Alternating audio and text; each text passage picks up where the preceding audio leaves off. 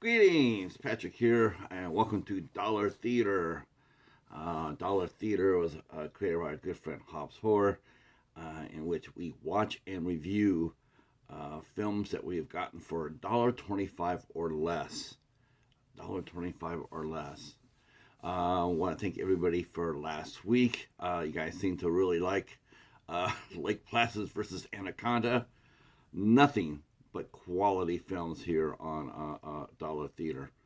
Um, Not kidding. There was some, Lake Placid and Anaconda was not half bad. It was actually pretty fun. Um, for what it was, and really enjoyed it.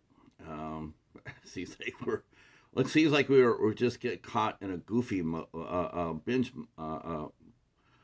binge mood right now, as far as that goes. But today we got something a little different for you.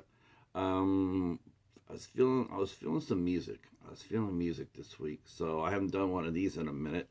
So I thought I'd go ahead and do a documentary, a concert video.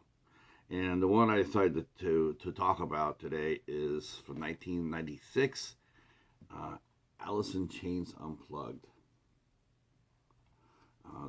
This was actually a series that started at MTV where they had different artists, hot artists of the day, come down and do acoustic sets. Personally, I always hold acoustics as the true sign of a talented singer. Um, there's no auto tune, there's no gimmicks, there's no studios. It's just you, your voice, and the audience. Maybe a guitar. I always felt like the acoustic setting it really does showcase what a band has or doesn't have. Um, well, I can tell you right now that, yeah. So Alice in Chains was pretty popular back during when I was in music. They were one of the grunge rock bands that was coming out from Seattle, and you had Nirvana, you had Screaming Trees, you had Fastbacks, you had 7 Year Bitch, you had the Gits, Mudhoney's, Soundgarden, just a ton of just fantastic bands are coming from the North by Northwest. And not only were they really good bands and had some really good singers, they also had, unfortunately, one other thing in common, and that is an appetite for self-destruction. Um, as many great bands were coming out of the Northwest, there were as many, talented singer-songwriters that were just being destroyed. Um, Sometimes not by their own hand, in the case of Mia Zapata, but pretty much by their own hand. And Alice in Chains was one of those bands. They were critically acclaimed throughout the 90s, but their lead singer, Lane Staley, just he was riding the white horse. Um, and some of his other band members also struggle with substance abuse. Um, but Lane Staley definitely was he was the band. And so at the time of this was recorded in 1996 by MTV. This was recorded in New York at the Brooklyn Academy of Music Majestics Theater. And this happened to be their very first concert in almost 3 years. In fact, Lane Staley mentions that during the show. He says, "This is the best show we've done in 3 years." Well, because they hadn't done a show in 3 years, 2.5 years. The special aired in 1996, May 1996. And I gotta tell you, this blew me away. Um, I had no idea. I've heard their rock versions. The rock versions are okay. I'm not the biggest Alice in Chains fan, but man, this right here, this acoustic set, mm, what could have been, right? How many times have we said that about a band that has had a band member or what have you just, you know, go too soon?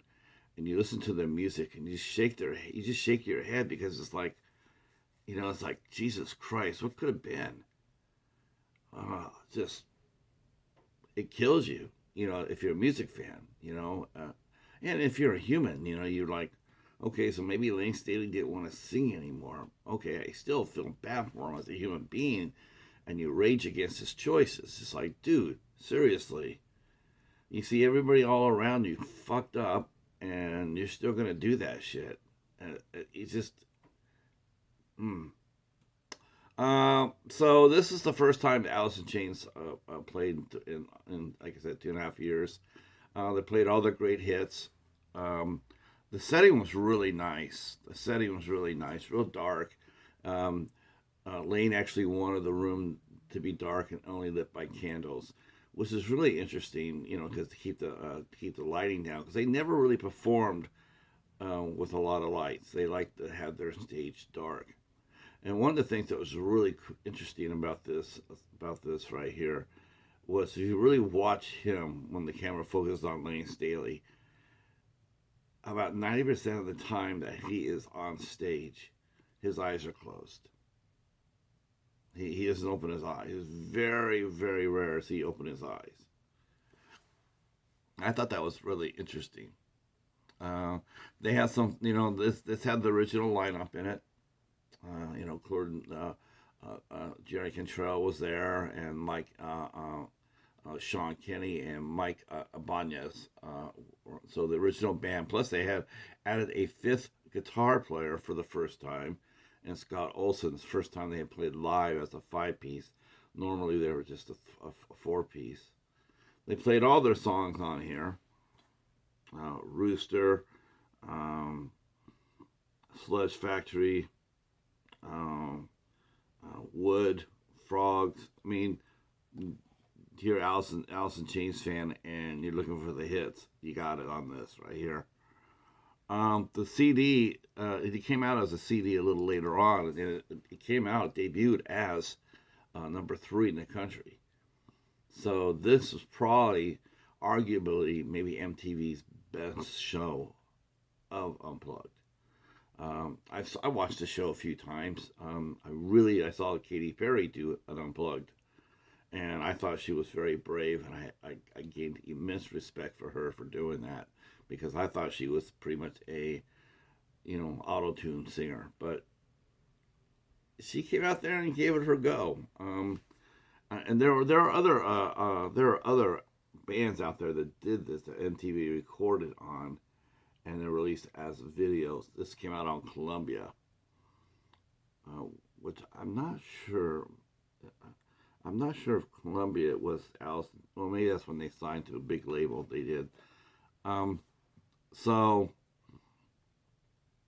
this actually sold this actually sold 1 million copies, certified platinum, and the album itself came out as also as platinum as well. While this was recorded and played in 1996, it took a little while for this to actually get out as far as a full length release. They kept on bringing it back out for the next 3 years on different formats, and including more songs into it, including the bumps and bruises. There's a couple of really funny moments where they were because Metallica happened to be in the audience. They played the first notes of Inner Sandman as a joke. They were doing Brother, and Lane Staley had to stop and to restart it. He messed up, so he said, he said, "Fuck, I gotta restart it," and you never see that. I mean, sometimes you see it live. Sometimes that happens. I've seen a few bands do that. They'll start one song and something will go wrong, and they'll just stop, like, stop, and then they'll do it again. But for a show like this, you don't really expect that, for that to be in that. But I found it rather charming that they did, and it made the band seem pretty human.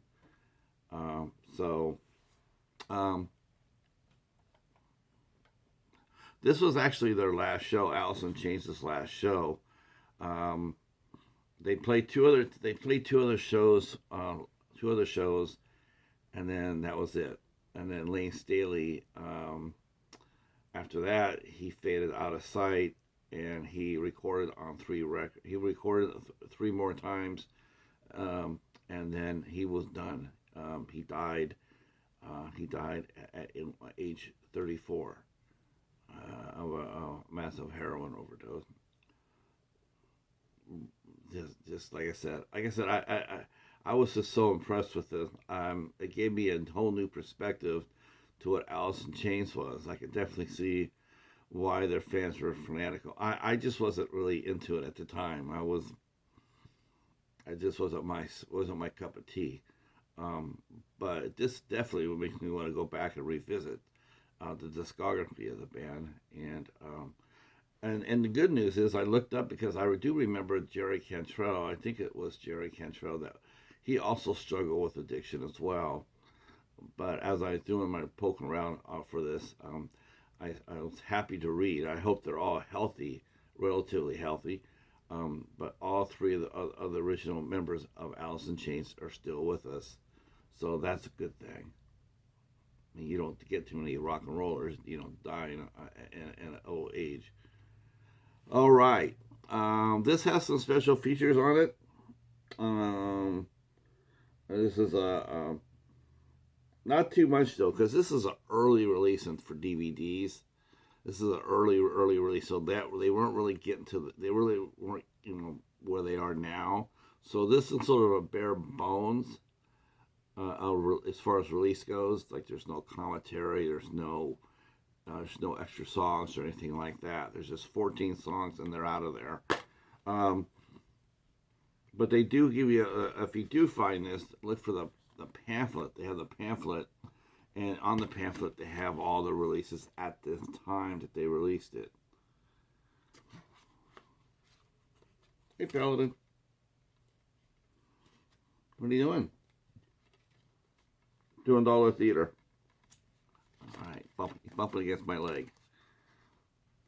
All right. Well, that's it for the for Dollar Theater this week. Alice in Chains. Drop down a comment if you like the band or not. If you like grunge rock, if you did, who is your favorite band? I know a lot of people will probably put Nirvana. Myself, I will put the Gits. That would be my favorite. I also enjoy Soundgarden and the Fastbacks as well.